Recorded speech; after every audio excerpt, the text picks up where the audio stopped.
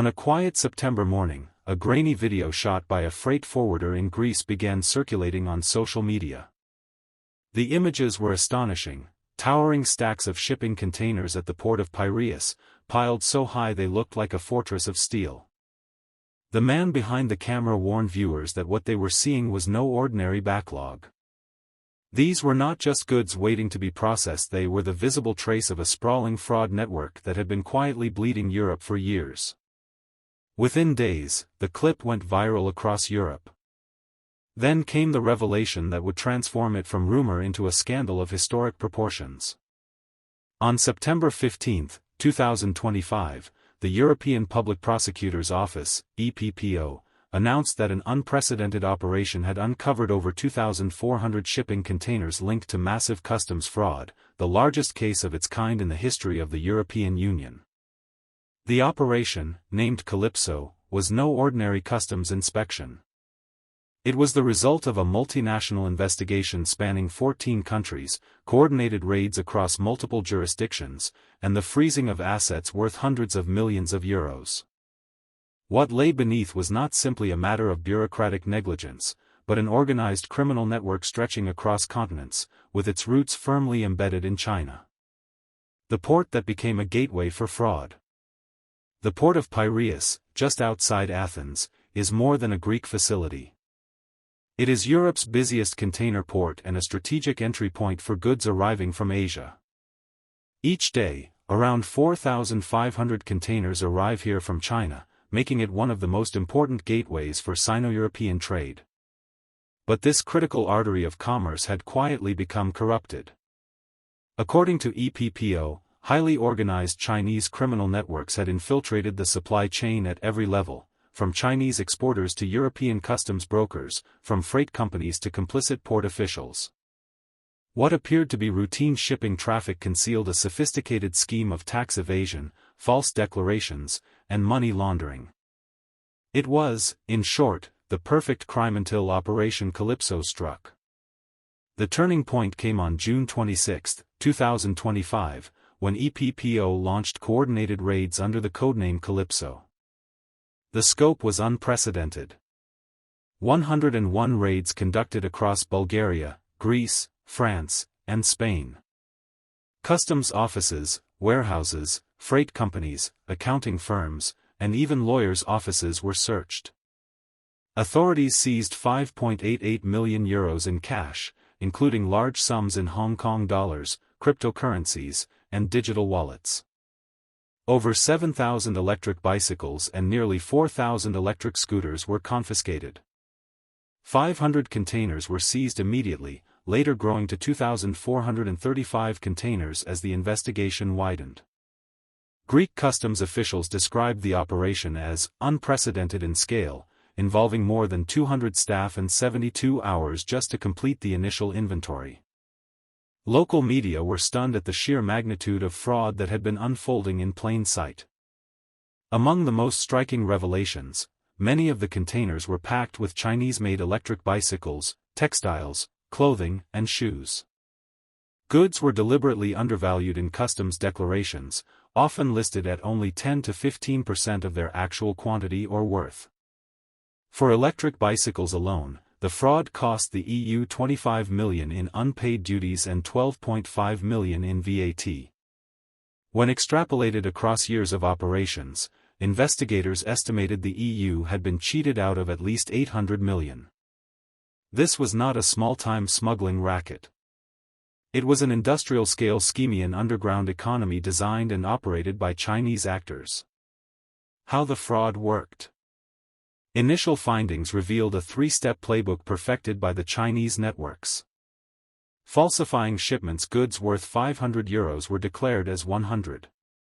Electric bicycles were passed off as parts, genuine leather boots were labeled plastic sandals. By manipulating invoices and shipping lists, smugglers slashed customs duties by up to 80%. Exploiting EU loopholes, shell companies in Bulgaria or Greece were registered under false pretenses, using EU customs rules to declare goods as if they were in transit to Germany or Denmark. In reality, the products never left Greece, they sat in local warehouses, ready to be distributed across Europe while VAT obligations magically vanished. Black market sales. Once inside the EU, the goods flooded black markets in France, Italy, and Spain, sold exclusively in cash to bypass the banking system. Profits were laundered through underground Chinese banks, cryptocurrencies, and shadowy financial channels, before being funneled back to China. The sheer audacity of the scheme revealed not only criminal intent but also a systematic abuse of Europe's trust in global trade rules. As investigators dug deeper, they identified a central figure, a Chinese woman known only as Kelly, believed to be the ringleader of the network operating out of Piraeus. Official documents confirm she had worked as a translator, leveraging her language skills to bridge communications between Chinese exporters, Greek port officials, and European freight operators. Her background included involvement in tobacco smuggling, a sign of her long-standing ties to transnational crime. For over a decade, Kelly's group used 17 shell companies to carry out more than 21,000 fake transactions. The method was compared by investigators to an ant moving its load, slow, steady, but relentless. Piece by piece, container by container, billions of euros in Chinese goods were smuggled into Europe while avoiding taxes. The exposure of Kelly's operation not only embarrassed Greek authorities but also raised troubling questions. How could such a vast network operate for more than 10 years in Europe's busiest port without being stopped? The answer, critics argue, lies in corruption and China's deep economic influence over the port itself. The scandal cannot be understood without acknowledging the role of COSCO Shipping, China's state-owned shipping giant. COSCO holds a 67% stake in the Piraeus Port Authority, making it the de facto controller of Europe's most strategic maritime hub. It first entered Greece in 2009, took over key terminals in 2016, and has since tightened its grip under the banner of Beijing's Belt and Road Initiative. For years, Western analysts warned that Chinese control of European ports could create vulnerabilities. Operation Calypso provided chilling evidence. The Port of Piraeus, a crown jewel of China's European investments, had become a breeding ground for Chinese smuggling networks. While COSCO itself has not been directly charged, European prosecutors and security experts argue that China's dominance in Piraeus created the conditions for large-scale fraud. Weak oversight, conflicts of interest, and the presence of Chinese-linked companies allowed criminal activity to flourish. Jens Bastian of the German think tank SWP put it bluntly. If COSCO does not cooperate fully with investigators and provide transparency, its operating license should be reconsidered. This is more than a tax scandal. It is a warning about what happens when Europe cedes control of critical infrastructure to China. The numbers alone are staggering: 800 million lost to fraud, thousands of containers slipping through, more than a decade of unchecked crime. But the real impact is broader. European taxpayers lose funds that could have gone to public services, instead disappeared into Chinese-controlled networks. Legitimate businesses suffer. European manufacturers of bicycles, textiles, and shoes face unfair competition from Chinese goods that evade taxes and flood markets at artificially low prices.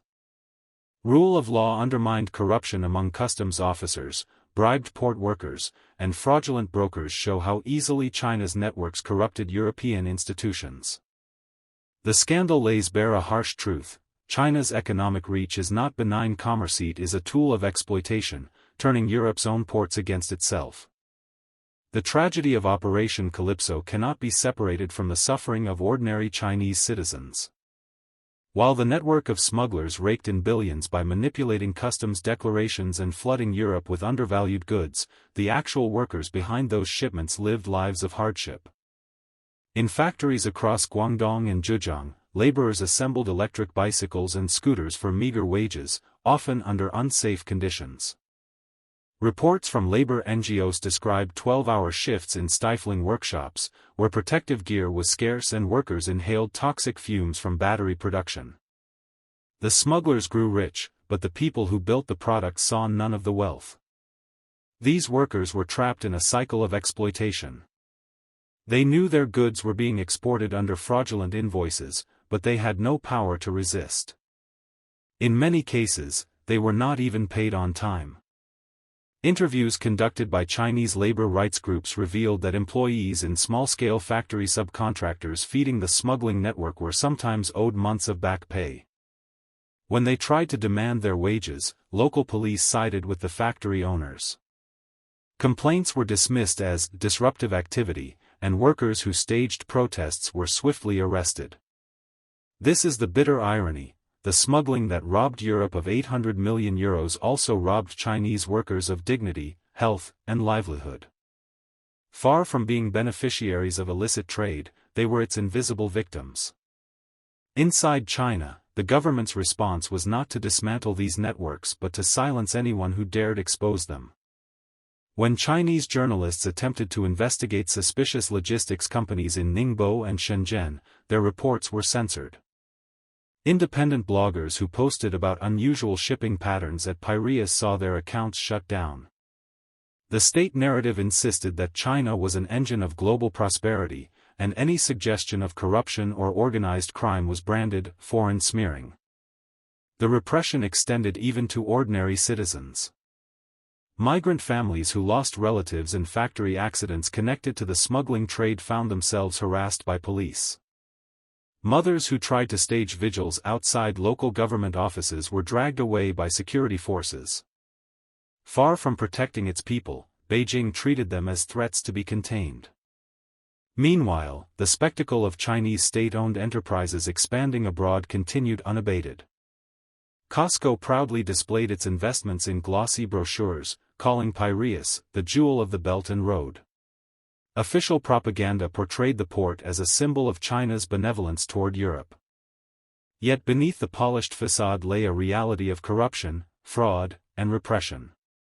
Critics rightly asked, if China could not protect its own citizens from exploitation at home, why should Europe trust it to manage critical infrastructure abroad? The scandal also revealed how Chinese control over Piraeus gave Beijing not just economic leverage but also political cover. Local Greek unions had long complained about working conditions at Costco-managed terminals, long hours, unsafe equipment, and the suppression of independent labor organizing.